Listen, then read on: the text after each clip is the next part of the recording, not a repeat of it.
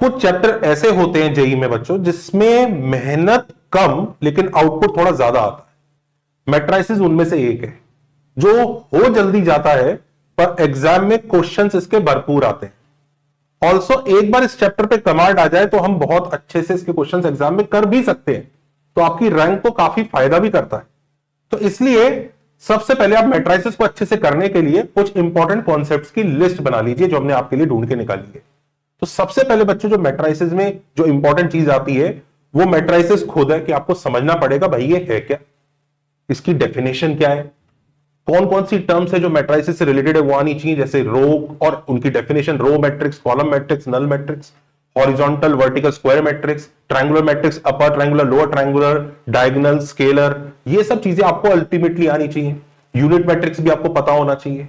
और ये सब चीजें जब आप एक बार सीख जाते हैं तब आप मैट्रिक्स पढ़ने के लायक बनते हैं, जिसमें सबसे पहले आता है अलजेब्रा ऑफ मैट्रिसेस कि भाई दो मैट्रिक्स कब इक्वल है, equality, addition and subtraction of matrices, multiplication of a matrix by a scalar, जिसमें आप एक स्केलर से जब मैट्रिक्स को मल्टीप्लाई करते हैं तो हर एलिमेंट में जाके मल्टीप्लाई होता है, डिटरमिनेंट की तरह सिर्फ एक रो या कॉलम में मल्टीप्लाई नहीं होता। पर ऐसा क्यों, ये रीजन पता होना चाहिए। Multiplication of to matrices, integer powers of matrices, क्या हर मैट्रिक्स की इंटीजर पावर पॉसिबल है या सिर्फ स्क्वायर की पॉसिबल है, और इंटीजर पावर्स किस तरह से डिनोट की जाती हैं। मैट्रिक्स पॉलिनोमियल्स क्या होते हैं, भाई पॉलिनोमियल में मैट्रिक्स फिल किया जा सकता है कैसे, ट्रेस ऑफ अ मैट्रिक्स क्या होता है, ये सब चीजें आपको पता होनी चाहिए। ये सब अलजेब्रा का पार्ट है। इसके बाद ट्रांसपोज के बारे में समझते हैं। डिटरमिनेंट में आपने सीखा था कि ट्रांसपोज लेने के बाद भी वैल्यू चेंज नहीं होती, पर मैट्रिक्स में ट्रांसपोज का बहुत अलग रोल है, उसकी अलग प्रॉपर्टीज है, तो प्रॉपर्टीज आनी चाहिए। उसके बाद आपको symmetric matrices, skew symmetric matrices के बारे में पता होना चाहिए। हर्मिशियन और स्क्यू हर्मिशियन के बारे में भी पता होना चाहिए। यह सीखने के बाद आप एडजॉइंट और इनवर्स समझने के लायक बन जाते हैं। उसमें सबसे पहले एडजॉइंट की प्रॉपर्टीज के बारे में बात होती है, उसके बाद inverse of a matrix find करने के बारे में बात होती है using adjoint, properties of inverse, matrix inverse using row transformation. ये वाला जो कॉन्सेप्ट है ये स्कूल वाला में बहुत फेवरेट होता है, उन्हें कहते हैं कि आप एडजॉइंट नहीं, आप रो ट्रांसफॉर्मेशन से इनवर्स निकालिए, तो ये भी आना ही चाहिए। Solution of linear equations using matrices, although आप ज्यादातर इसमें डिटरमिनेंट यूज करेंगे पर इधर से भी आपको रास्ता पता होना चाहिए।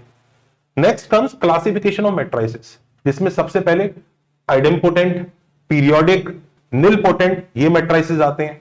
इनवॉल्यूटरी मैट्रिसेस आते हैं जिसमें ए स्क्वायर इक्वल टू आई हो जाता है।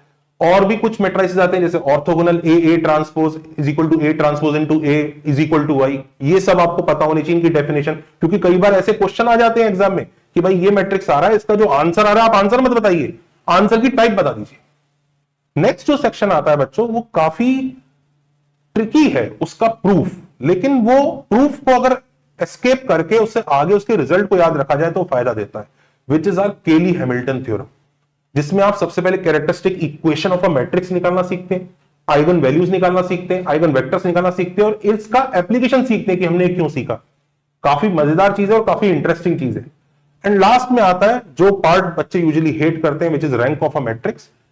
यूजुअली ऐसा कहा जाता है कि ये वाला जो टॉपिक है रैंक ऑफ अ मैट्रिक्स वाला, इसे छोड़ के भी चला जाए बच्चा तो अच्छा होता है, कोई दिक्कत नहीं है। पर अगर आप अभी शुरुआत कर रहे हैं, आपके पास समय है, तो थोड़ा बहुत इसके बारे में पढ़ लेंगे तो भी आपको फायदा रहेगा। ज्यादा डिटेल में रैंक ऑफ अ मैट्रिक्स में आपको जाने की जरूरत नहीं है। अब बात करते हैं बच्चों हम इसके इजी टॉपिक्स की। तो कुछ टॉपिक्स जो मैट्रिसेस के हैं वो इजी है दूसरे टॉपिक्स की तुलना में।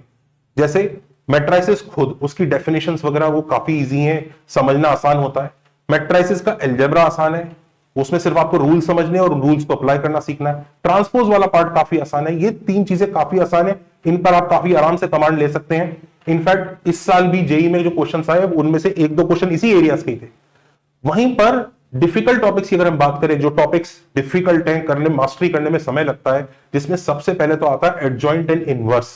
पहली बात एडजॉइंट निकालना, इनवर्स निकालना और इनवर्स की अपनी प्रॉपर्टीज, वो बच्चों को थोड़ा सा क्लीन बोल्ड करती हैं।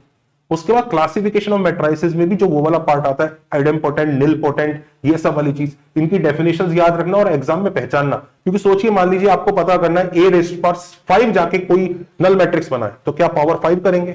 केली Hamilton theorem, rank of a matrix, usually considered tough for the students, but इसमें रैंक ऑफ अ मैट्रिक्स उतना पॉपुलर नहीं है जेई के लिए, लेकिन बाकी चीजें करनी जरूरी है।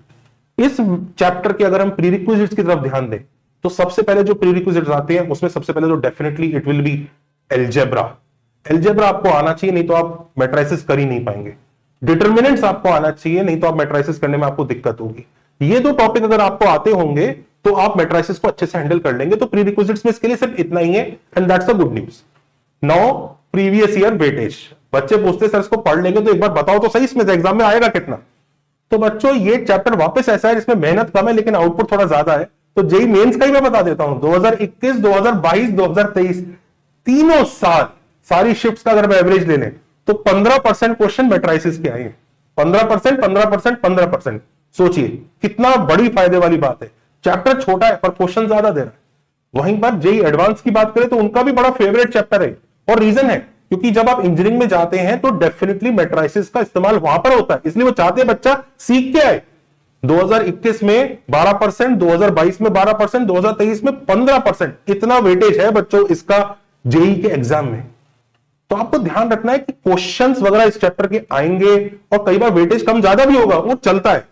लेकिन ध्यान रखिए अगर ये चैप्टर आप नहीं करके गए और बाई चांस आप आईआईटी क्लियर भी कर गए तो भी आपको वहां जाके दिक्कत होगी, इसलिए इसको करना बहुत जरूरी है।